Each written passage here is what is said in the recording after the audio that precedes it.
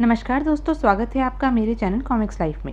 शुरू करते हैं मनोज कॉमिक्स की एक और मज़ेदार कॉमिक्स, खौफनाक महल पार्ट 3। लेकिन मेरे जीते जी वह अपने उद्देश्य में कभी सफल नहीं हो पाएगा और शायद उसकी मौत भी मेरे हाथों ही लिखी है।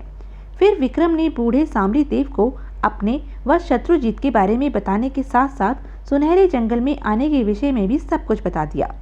सब कुछ जान सुनकर बूढ़ा सामरी देव कुछ सोचता हुआ बोला, बेटे, जब तक गोलुक खौफनाक महल के भीतर है और उसके पास जादुई खोपड़ी है, उसे कोई नहीं मार सकता, क्योंकि उस महल के चारों ओर अग्नि के प्रज्वलित रहते हुए कोई भी जीव बगैर उसकी इच्छा के उसके भीतर प्रवेश नहीं हो सकता। लेकिन उस महल के भीतर प्रवेश करने का कोई उपाय तो होगा ही। आप तो वहां रह चुके हैं, आप ही बताइए ना कोई उपाय। उपाय तो है, लेकिन उसे पूरा कर पाना बहुत मुश्किल है। मैंने आपसे कहा ना बाबा कि मेरे लिए कोई काम मुश्किल नहीं है। फिर जादुई कुल्हाड़ी मेरी हर प्रकार से सहायता करेगी। आप उपाय बताइए। तो सुनो बेटा, यहाँ से कुछ ही दूर एक घाटी है। उस घाटी में एक गुफा है जिसके भीतर एक जलता हुआ दिया रखा है, जिसकी रक्षा एक लोहे का दानव करता है। उस पर किसी किस्म के हथियार का कोई प्रभाव नहीं पड़ता। यदि किसी तरह उस दानव को चकमा देकर वह दिया बुझा दिया जाए तो उस महल के चारों ओर से उठती आग की लपटें अपने आप ही समाप्त हो जाएंगी। तब उस महल में कोई भी प्रवेश कर सकता है। क्या उस लोहे के दानव को मेरी जादुई कुल्हाड़ी भी नष्ट नहीं कर पाएगी? नष्ट तो नहीं कर पाएगी, लेकिन चोट कर करके उसका मार्ग जरूर रोक सकती है। और इस बीच यदि तुम उस दिए को बुझा दो तो वह दानव स्वयं ही नष्ट हो जाएगा। फिर तो उस दिए को बुझाना मेरे लिए कोई मुश्किल काम नहीं है। क्या आप मुझे उस घाटी तक ले चलेंगे? अवश्य बेटा, मुझे तुम्हारी मदद करके खुशी होगी। तो आइए, आप भी मेरे साथ घोड़े पर सवार हो जाइए। ठीक है। विक्रम के साथ सामरी देव भी घोड़े पर सवार हुआ और घोड़े को सामरी देव की बताई दिशा में दौड़ा दिया।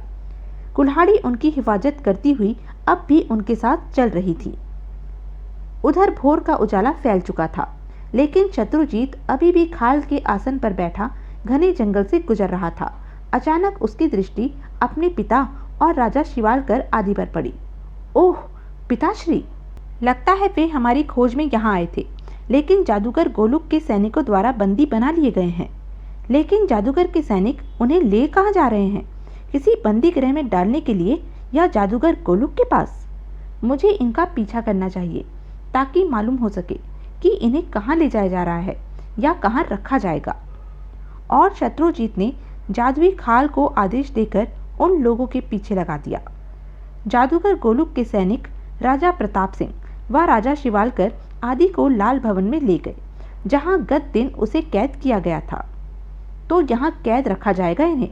खैर, इन्हें बाद में छुड़ाऊंगा। पहले विक्रम भैया की खोज करूं, क्योंकि जादुई कुल्हाड़ी उन्हीं के पास है और उसी कुल्हाड़ी की मदद से यह कार्य आसान और संभव हो सकता है। अगले ही पल, ए जादुई आसन, यदि तुम्हें मेरे मित्र विक्रम का पता ठिकाना मालूम है तो कृपया मुझे उसके पास ले चलो। तुरंत जादुई आसन उसे वहां से लेकर दूसरी दिशा में चल पड़ा। इधर बूढ़ा सामरी देव विक्रम को लेकर एक घाटी में पहुंचा। वह जो सामने गुफा दिखाई दे रही है, उसी में रखा है वह दिया। बाबा, आप यहीं घोड़े के पास ठहरे, मैं अभी उस दिए और लोहे के दानव का अंत करके आता हूँ।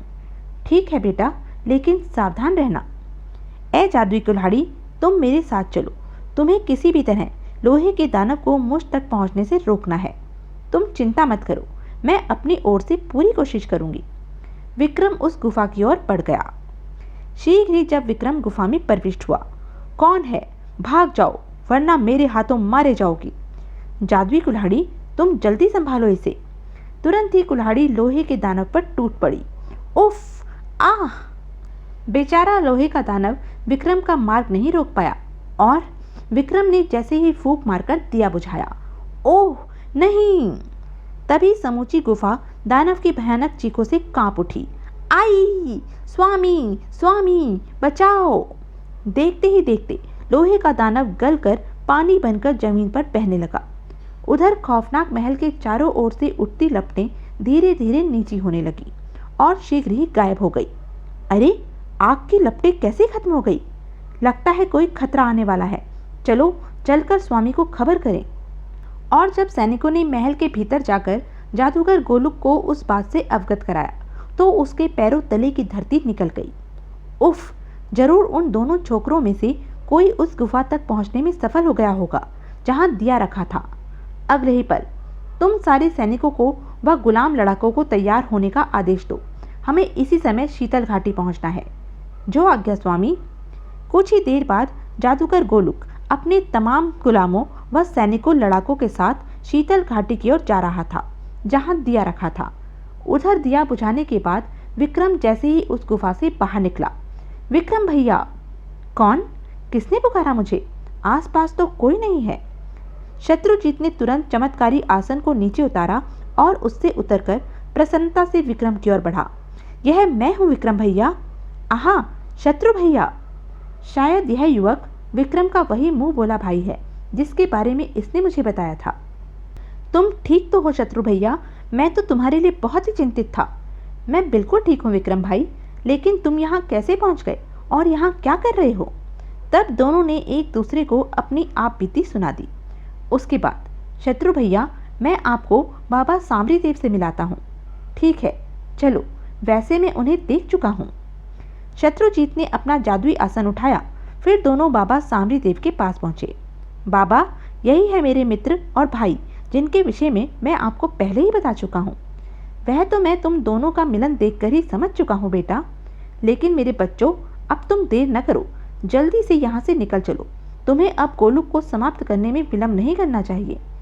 और तुम्हारी मौजूदगी के विषय में मालूम हो चुका होगा और वह शायद अब तुम्हें मौत के घाट उतारने की योजना बना रहा होगा। यदि उसे समय मिल गया तो वह कुछ भी कर गुजरने से नहीं चूकेगा।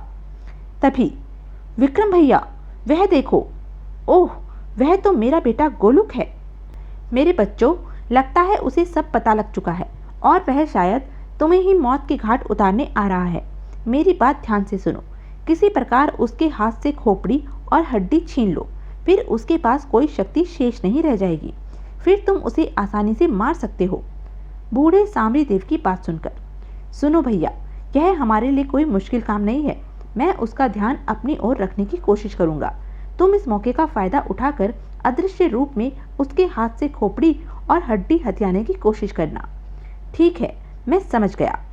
कहने के साथ ही शत्रुजीत जादुई आसन पर बैठकर अदृश्य हो गया। वह रहे दुश्मन, खत्म कर दो इन्हें। आदेश पाकर तुरंत उसके गुलाम लड़ाके व सैनिक विक्रम और बाबा सांबरी देव की ओर दौड़ पड़े। अरे, उसके साथ वह बूढ़ा कौन है? ओह, यदि मेरी आंखें धोखा नहीं खा रही तो वह बूढ़ा मेरा पिता सांबरी देव ही है। अब समझा कि मेरे महल से आग की लपटें अचानक क्यों खत्म हो गई। जरूर यह सब इस बूढ़े का ही किया धरा है। खैर, अभी उनके किए का फल उन्हें मिल जाएगा।